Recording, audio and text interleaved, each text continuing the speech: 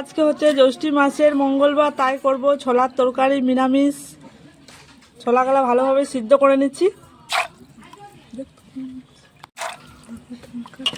একটুখানি আমি সিন্দুক নুন দিয়ে দিচ্ছি। কাটার মধ্যেও আমি আলু দিয়ে দিব সিদ্ধ করতে। দেখুন আলু দিয়ে দিচ্ছি।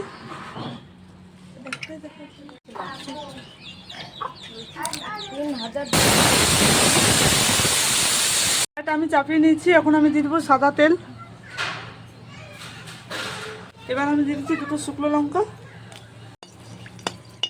আর আমি দিয়ে দিচ্ছি টমেটোর কুচি। এবার আমি দিয়ে দিচ্ছি আদা, জিরে আর লঙ্কা বাটা। এবার আমি দিয়ে দিচ্ছি হলুদ গুঁড়ো, কাবলি ছোলা মশলা দিয়ে দিচ্ছি, সিন্দুক নুন দিয়ে দিচ্ছি।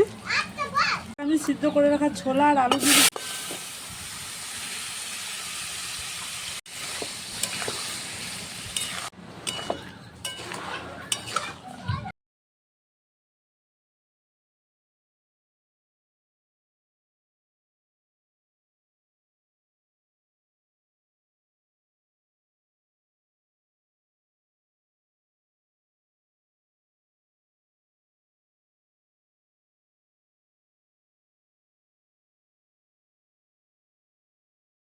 একটু চিনি দিয়ে দিচ্ছি।